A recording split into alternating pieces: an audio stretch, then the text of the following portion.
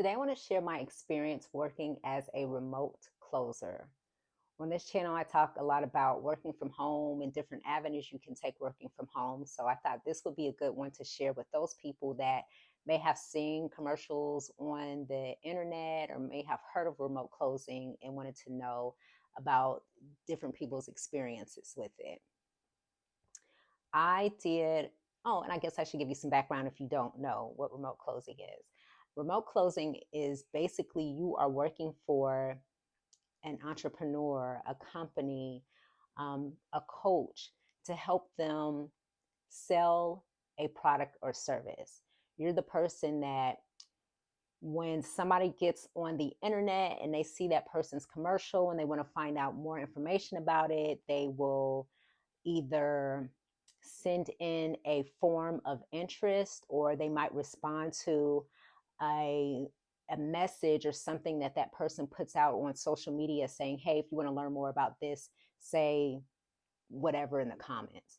And then they end up being connected with a person on that team who walks them through a little bit more about what the program is. But first, they will find out a little bit more about what your interest is as the potential customer, about why you called in or why you're expressing interest in that. So that's kind of like the first steps of remote closing. It's someone is expressing interest in something that they saw about that company, that coach, or whoever. Typically, you're not doing cold calling when you're a remote closer. There's already warm leads that are provided to you. So I hope that answers kind of like the initial question about what a remote closer does. You're the person that talks to the people who are interested in that product and service, and you're trying to close that sale.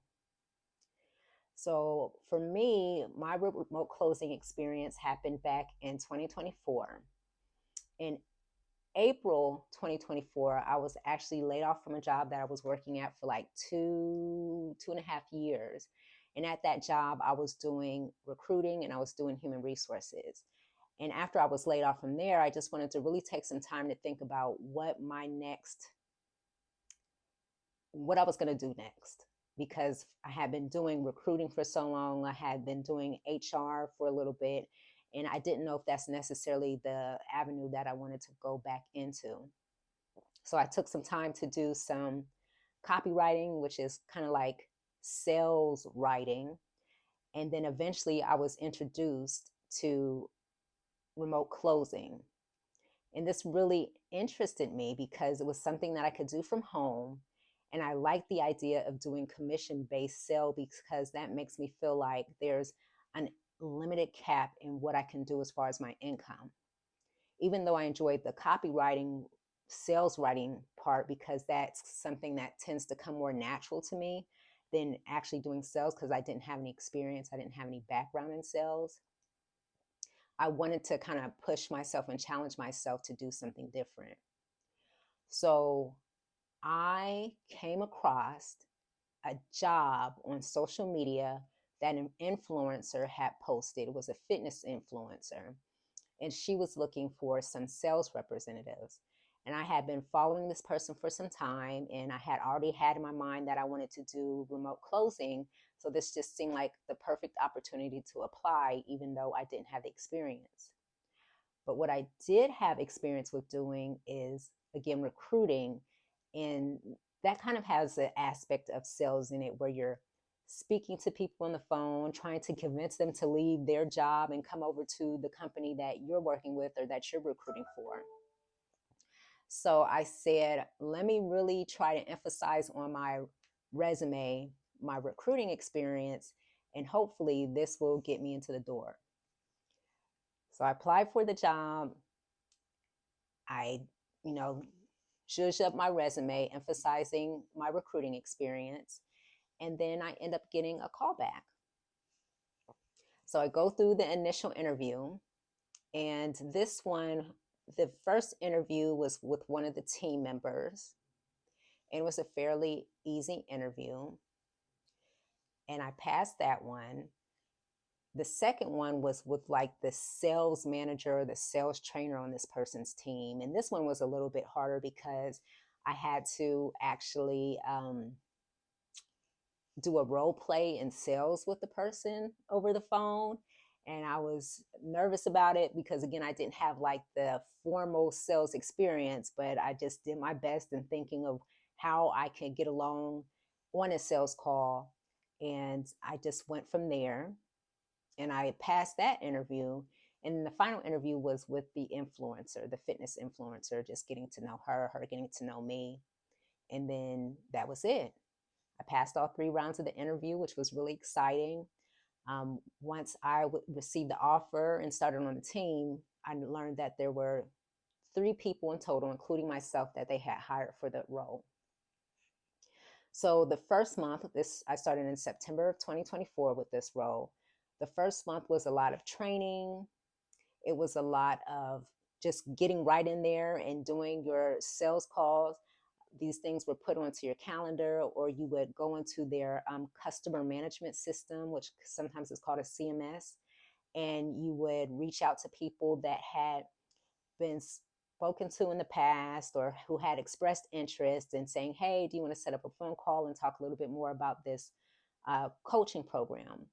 And remember, this is high ticket sales. So this is why you also want to get people on the phone, because it's not like $100 to $200 type of program or service that you're selling. This is like 1,000 plus type of services or coaching.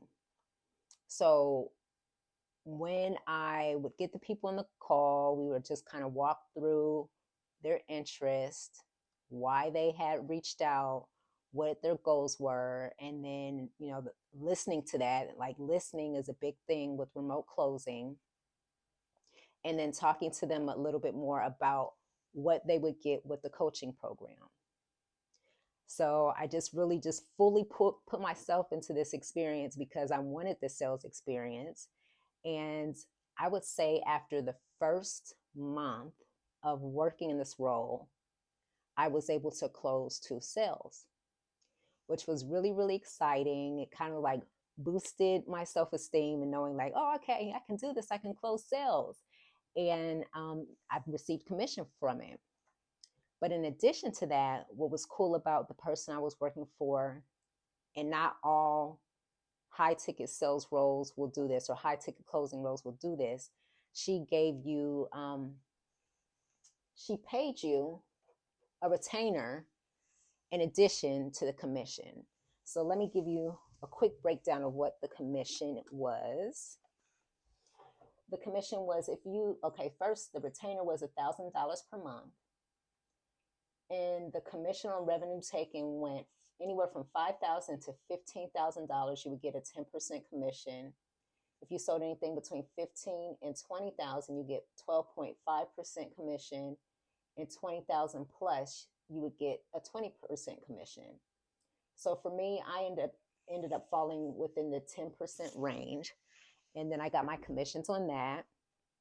And then I would say about a month and a half of working this role, everybody that she hired, or everybody that was hired on this team, ended up getting laid off. So this was very crushing for my soul because I had already got laid off a few months prior to my previous job, and now I was getting laid off again. And it was exciting to be able to have that experience and to, get those 2 sales.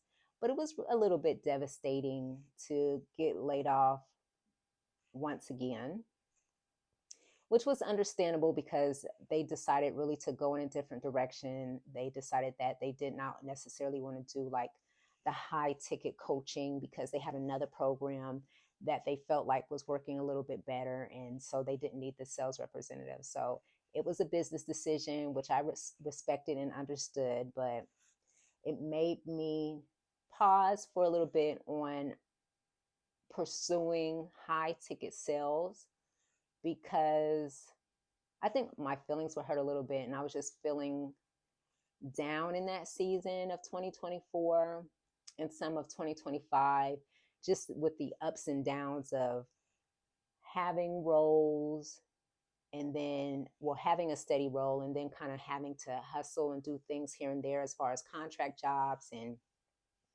other things that I could do, like the high ticket sales or doing writing jobs, just having to not having something stable in that time and not really knowing what it was that I wanted to do during that period was a little bit it was a little bit sad on the ego. So I didn't immediately go back for any high ticket sales jobs after that. But I do want people to know that this is a real viable work from home opportunity. I have done it. There are different roles out there that you can find either on Indeed, you can find roles on social media. Like if you see certain influencers or coaches and things like that, they often post when they need help. Or you can reach out to them directly if you're someone that has taken their program or admire what they do. You can reach out to them and express your interest in doing high ticket sales or sales roles with them to see if that's even an option.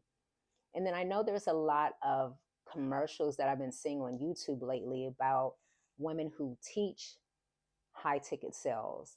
And if that's something that you feel like you need to get experience with and you're open to actually doing the work to learn the skill and get on these calls, then I would definitely say it's worth it.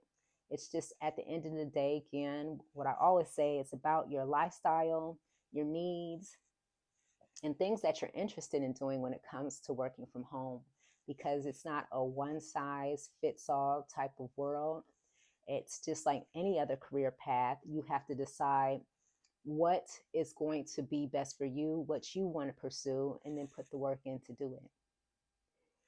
So I hope this was helpful for anyone that was wondering if high ticket sales or remote closing was a real thing. It is a real thing. I have experience with it. And if there is anything that I did not hit on that you had questions about, feel free to leave a comment and I'll be happy to answer that for you. I will see you all in the next video. Bye for now.